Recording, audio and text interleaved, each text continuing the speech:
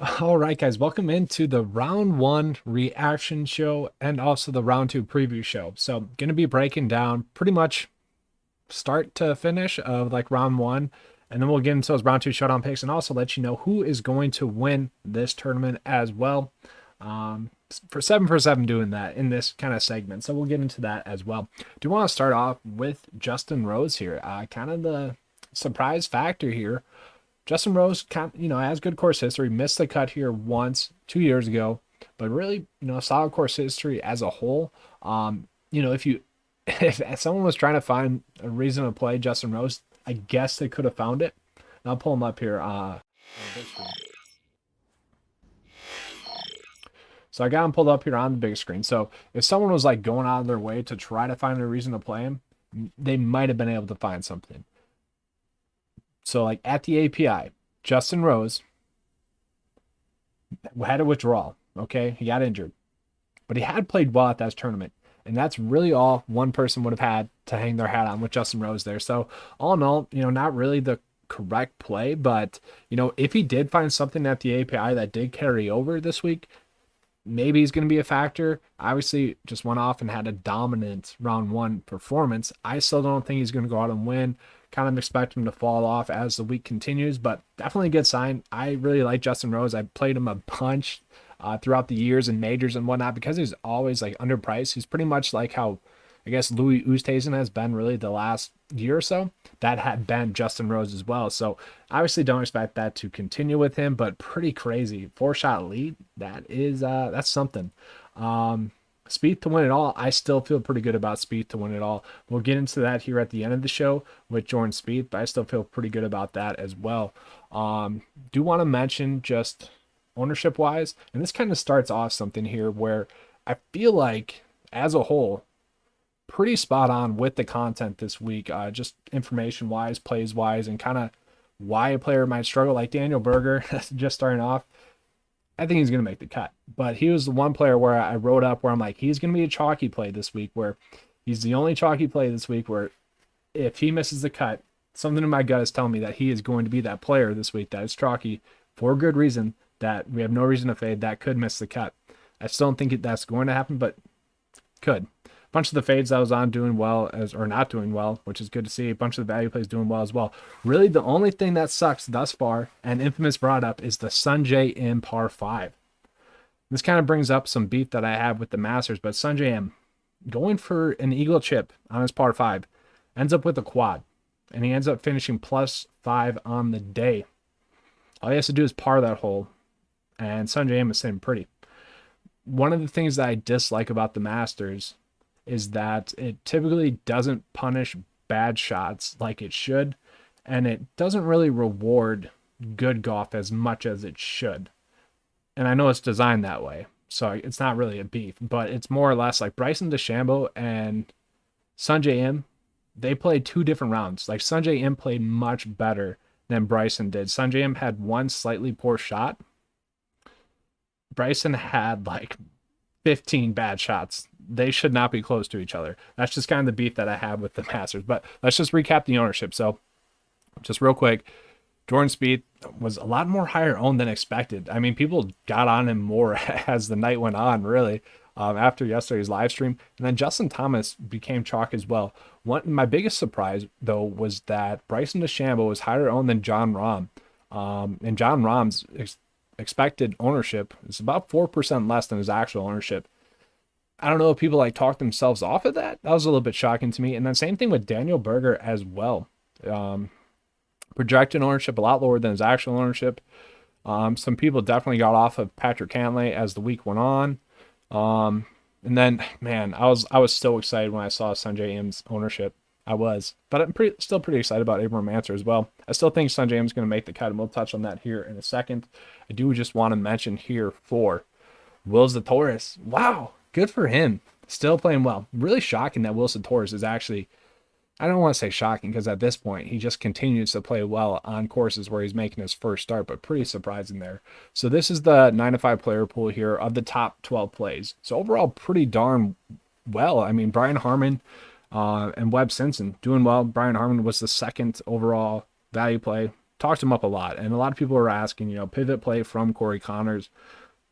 Pretty much said Brian Arman. So, good there. John Rahm, top pick overall, doing well. Jordan's on here as well.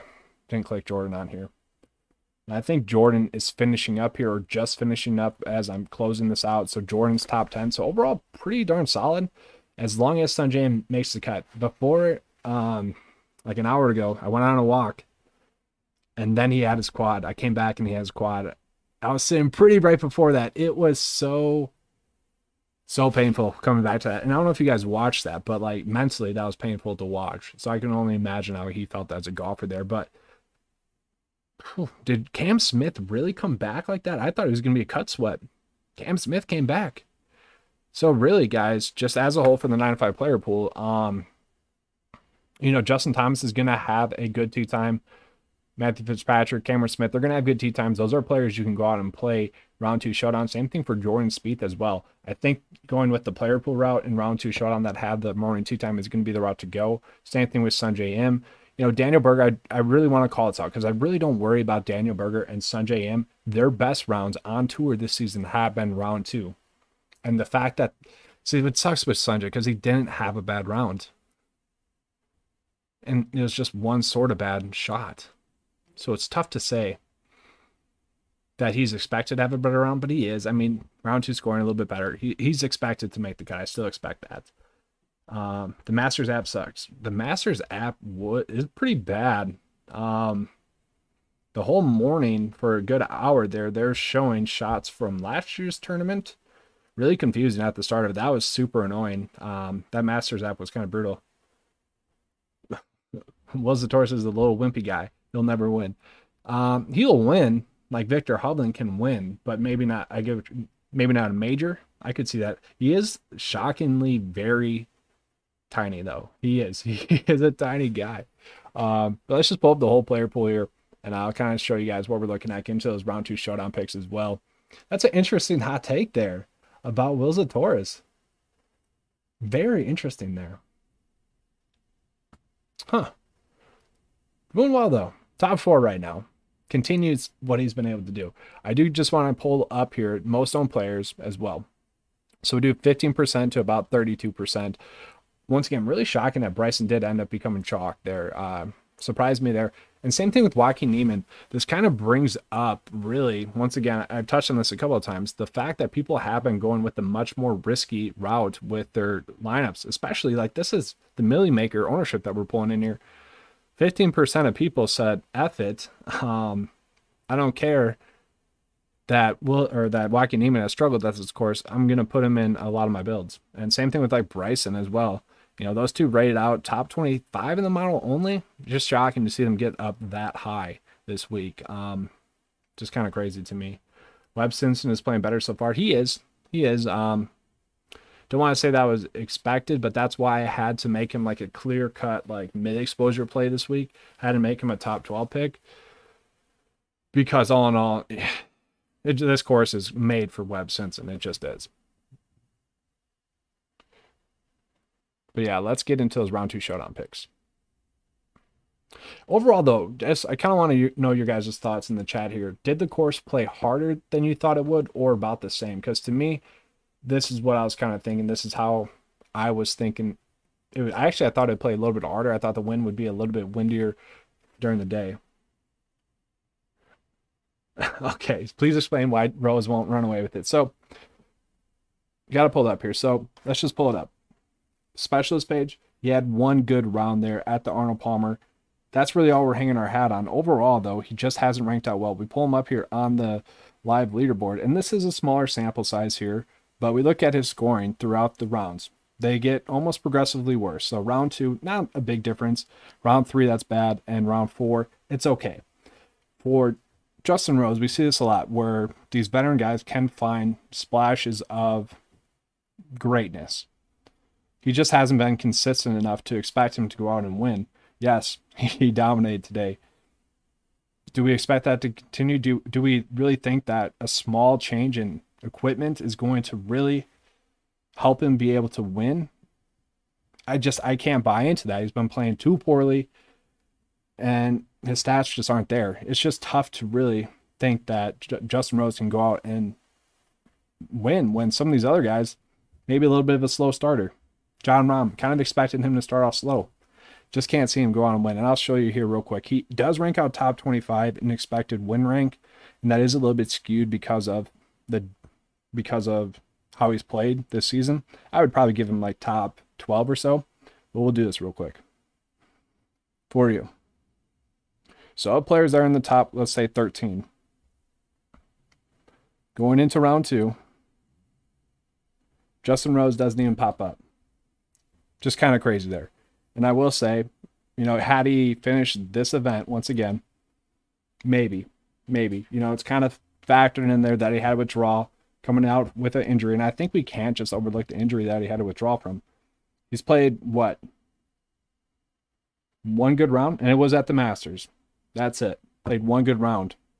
Zozo Championship no-cut event. We really don't factor that in. So, yeah, I just can't really trust it with Justin Rose is what it comes down to.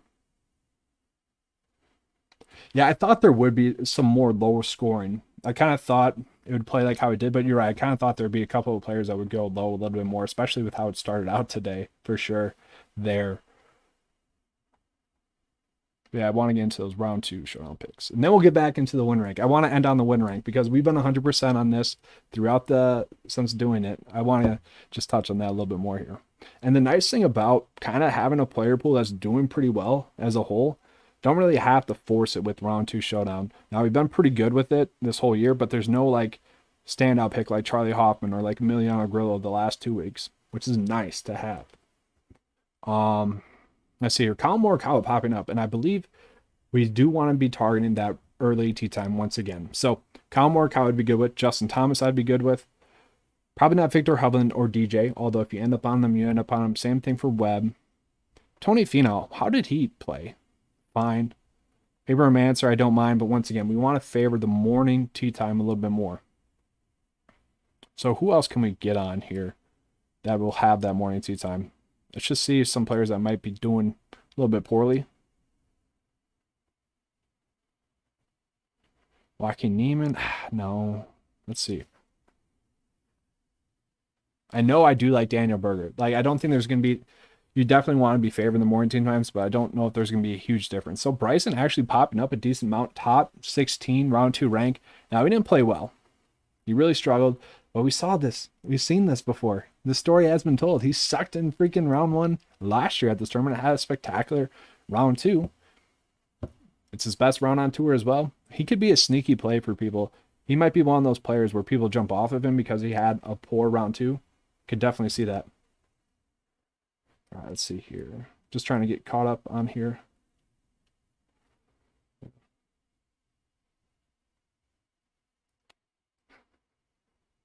The Mastercard commercial. What is great is that when golfers like Justin Rose struggle, they are like in Ricky. Like it's pretty much him and Ricky. They're poster boys for this. That for some reason, whenever they struggle, their commercials pop up even more. Yeah, it's because they're in the tournament, I know, but it's like, it's a bad look for you guys. Don't you realize this? Oh, we see that with Ricky and Rose a lot. Yeah, so yeah, Justin Rose did dominate at the API. Had he made the cut, probably a different story. But the fact that he had to withdraw due to an injury, still, I can't say that he's going to win. And the data is not telling us that. Now, it is a smaller data set, but still, that's what we got. We've seen this story a bunch of times. We've seen it a bunch of times before. I would much rather bet someone that we're going to touch on here a little bit later on that could go out and win. Kevin Na could be a value play. Just going a little bit lower. I want to see if anyone else is kind of popping up. No, let's do this. Top 20 in the model. Let's see who's kind of ranking out well for round 2 showdown. So Will Zalatoris, he's ranking out okay. It's really looking like Justin Thomas, Colin Morikawa. You really want to be playing those guys. And then, honestly, I would go with those other players in the player pool that had that later tee time. So Sungjae Im, go back to the well with him. Matthew Fitzpatrick, like him a lot. And then Cameron Smith as well. Those are players I feel good about round 2 showdown. They have that better tee time. But they're not popping up as much as some of these other guys here, like Webb, DJ, Answer, Finau, Rahm. So kind of interesting there. I miss Ricky. So like honestly, if I could pick three more golfers to be in the field, it'd be Hoffman, Kirk, because they've been dominating recently. Once again, another beef that I have with the Masters is that like 30 of the players don't even have a chance to win.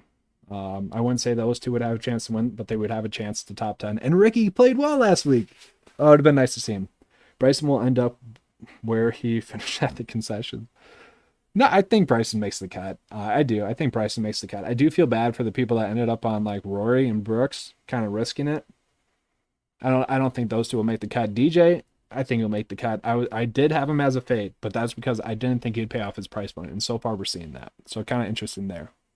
Let's pivot into who is most likely to win heading into round 2. So this is where, I don't exactly buy Will Zalatoris most likely to win. Now this is data. I'm not going to go ahead and change the data. I've told you guys this a bunch of times. This is just what the data is presenting us. And we can kind of see why. This is more or less telling us that Will Zalatoris is probably going to be here to stay for the week. He's just been a consistent player this whole season. Ranked out well in the model. Ranked out well staff-wise. And currently in 4th place. He's just doing what he always does. So it does make sense that he is popping up this high. Now, Webb Simpson. Feel really good about him as a pick. Had good course history. Top 20 in the model. Most of that was due to the mud ball at the Players where he missed the cut.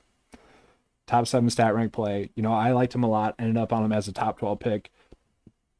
We can see he just plays consistently well. It makes sense that he's popping up here. Then Brian Harman. Honestly, really not shocking here as well, because Brian Harman really played a strong round today, and he's a guy that did pop up well in the model, has played well. The only thing that sucks is that I think as it gets closer to round 4, he might fall off a little bit. Where I would really start to maybe you can put some money on, like Justin Thomas. I remember at the Players, I think he was like the 8th player in.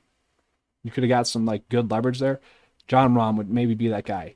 Expected him to be kind of a slow starter just due to the baby getting back into everything. Sucks that he had a bogey the last hole. Kind of painful. The Players down the stretch. Oh, John Rahm bogey down the stretch. Daniel Berger, Connors, Sanjay, obviously. Man, if they just play a little bit smarter, that would have been better.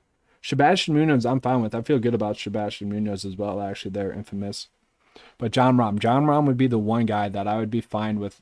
Like, if you haven't placed an outright bet on him, and you are someone that places outright bets on them, I would think about doing that with John Rahm.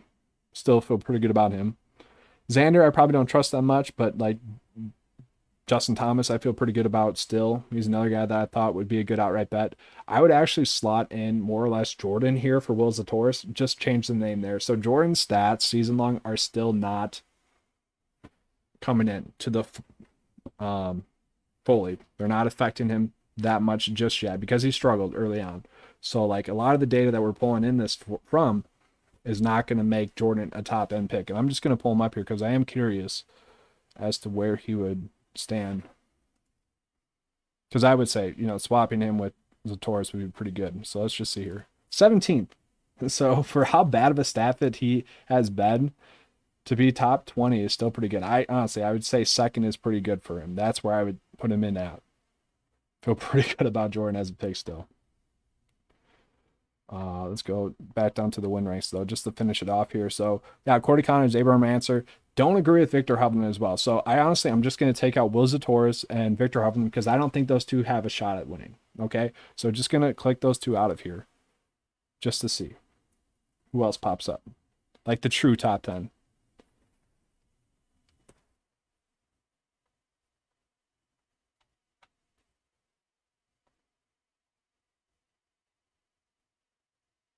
All right. Brings in Jason Kokrak? No, not him as well. What the heck? All right, Kyle Morikawa, I can believe that. We're taking out Jason Kokrak, who I think he was the third most recommended value play for 9 to 5 this week. So good to see him doing well. All right, so we can see here now. So Webb, Harman, Rahm, Hideki. Should probably mention Hideki. Kind of a shoulder shrug play, much like Patrick Reed. Nice to see him doing well. I just worry about them closing it out. So kind of interesting here that's popping up this way. Rory needs a new swing coach. I really just, I don't know. I don't think these professional golfers need swing coaches. I feel like they hurt more than they help. They do. Brian Harmon, a little munchkin. He is the little bulldog, if you will. Yeah. Homa. So, man, you're in a third question on Homa this week. Is it really going to be Max Homa week? Every time someone mentions Max Homa, he goes out and plays well.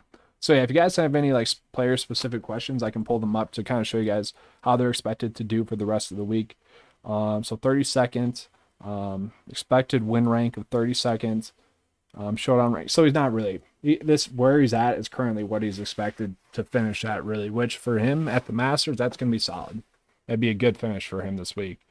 I'm kind of curious because I didn't see. I want to see how Louis doing because he was one player that did get on a little bit more. He was the 13th player. He did fall off here, so he'd be someone I'd be fine with showdown wise as well. You know, top 30 showdown rank. It's not bad. I'd be fine with him. Ranks out top 15 in the model. So he's another player that you guys could go to the well with for your round 2 showdown picks. A lot of this one, and once again, I don't think you should be really going out of your way to play showdown because there isn't like a standout play for round 2, which is kind of unfortunate. But it's going to come down to kind of roster construction with that because there's not like 4 standout plays. There's going to be like 12 or so decent plays. Louis is going to be one of those, which is the issue. And then I am curious as to like Ryan Palmer because Palmer and Kokrak were essentially the same. Kokrak obviously went out and played well. Palmer went out and played well as well. Very interesting. Sergio. Sorry, you did say that. Let's see Sergio. I didn't watch any of Sergio actually. This is interesting. Let's see here. I actually do have the option to pull up his cut likelihood here. It's still percent. I gotta change that. Let's see. Round 2, shot rank 49th. That's gonna be a sweat. That's what we're saying. It's gonna be a sweat about Sergio. Now, if he does make the cut, round 3 showdown picks, just be ready for it. Because he plays well in round 3. Good stat rank play. And if he does make the cut, that's going to be a good sign for him to continue to play well. And then Paul Casey. We'll end with Paul Casey here. So Paul Casey, top 10 in the model. Doesn't have the favorable tee time. Really played well at the start of the front 9 and then really fell off on the back 9. Fine showdown pick. Expected win rank, top 14. Had he probably not bogeyed down a couple of those holes down the stretch, he'd probably be like top 7. And that's kind of the issue with this one as well. I kind of want to touch on this a little bit further, I guess. There's a big difference this week compared to other weeks where we might have, I guess, what am I trying to say here?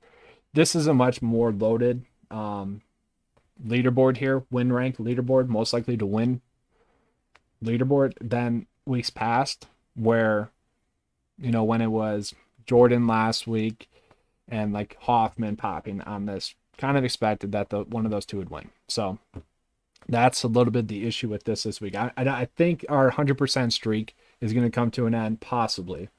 If there was going to be a week where that came to an end with this predicting the winner, this would be the week. But I still feel pretty good about John Rahm. I still really like him as a pick. But that's really all I have for this live stream. Don't have to touch on it too much.